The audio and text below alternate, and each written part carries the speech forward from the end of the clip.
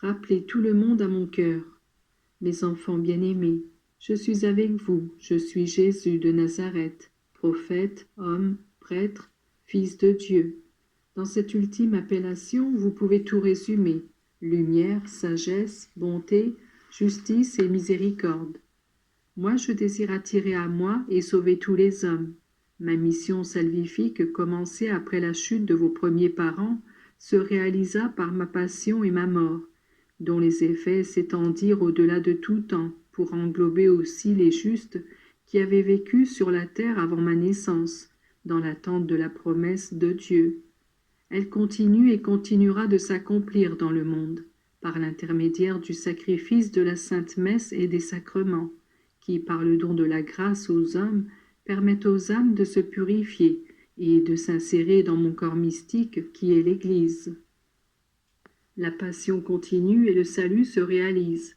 Mais de même que dans l'Ancien Testament il y eut les prophètes qui annoncèrent le salut, de même aujourd'hui il y a ceux qui, réveillant la foi en moi et dans les vérités divines, invitent les âmes à recourir aux moyens de rédemption et de salut.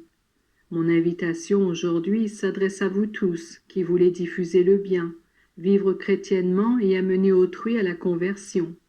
C'est pourquoi j'insiste avec force, soyez des prophètes. Qui sont-ils, ceux-ci, sinon les annonciateurs du royaume de Dieu? Eh bien, soyez-le vous aussi. La parole de Dieu, qui résonne de manière facile et pénètre dans votre esprit et votre cœur, cette parole ne doit pas rester lettre morte. Comme Jean, vous devez être la voix qui crie dans le désert. Le monde est le grand désert, où les hommes meurent de soif et de faim. Vous avez la possibilité de proclamer la parole de Dieu, qui est comme une eau pure de source et un pain spirituel savoureux et nourrissant.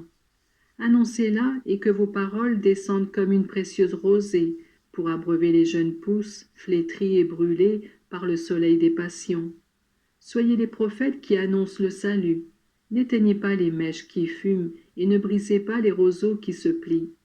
Si vous avez tous besoin d'aide et de réconfort, à plus forte raison, en ont besoin ceux qui sont loin de Dieu à cause du péché ou parce que les tentations l'ont emporté sur eux. Rappelez tout le monde à mon cœur et dites que moi, je suis le médecin des âmes, que je désire consoler en guérissant. Ne vous ai-je pas dit, venez à moi vous tous qui êtes las et accablés, et moi je referai vos forces. Mais pourquoi les hommes ne me comprennent-ils pas?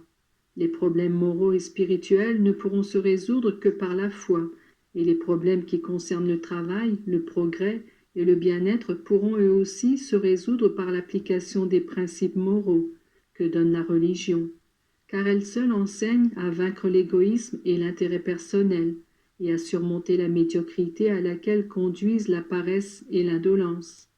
Mes enfants, je vous veux tous annonciateurs de vérité, avant tout par l'exemple. Au désert, j'en prêchais la pénitence, mais lui, le premier, la pratiquait. Ainsi puis-je dire de toutes les autres vertus. On a dit de moi que je commençais par faire, et seulement après à enseigner. En effet, j'ai passé 30 ans dans l'obéissance et dans le travail assidu, avant de commencer cette vie publique durant laquelle je devais faire connaître aux hommes mon annonce de salut.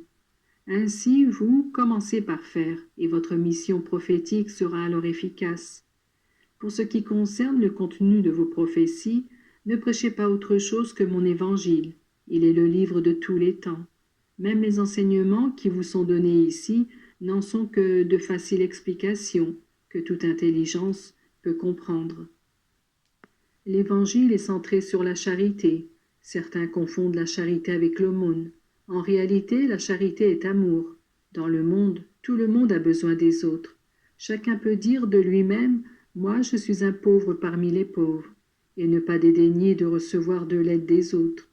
Soyez les prophètes de Dieu, annoncez aux hommes sa miséricorde infinie, mais rappelez à tous qu'au-delà de cette vie qui finit rapidement, commencera une autre vie, et là la justice de Dieu se manifestera dans sa grandeur, en récompensant les bons et en punissant les mauvais. Rappelez-vous, mes enfants, que Dieu n'est pas un despote, et qu'il n'est pas comme les hommes, sujet à des changements d'humeur. Vous ne pouvez exprimer les sentiments de Dieu que par des mots humains. Dieu veut que tous soient bons. Diffusez la bonté. Il veut que sa lumière éclaire vos esprits. Répandez la vérité. Il veut que l'on croie à sa miséricorde infinie. Soyez donc miséricordieux, afin qu'en vous voyant, vous, d'autres puissent croire. Moi, je vous accompagne dans votre mission prophétique. Si vous m'écoutez, tout le monde en tirera avantage, car moi je donnerai la grâce et la lumière selon les besoins et le champ de travail. Lorsque Jean parlait dans le désert, peu de personnes l'écoutaient, mais d'une personne à l'autre le bruit se répandait et attirait les foules.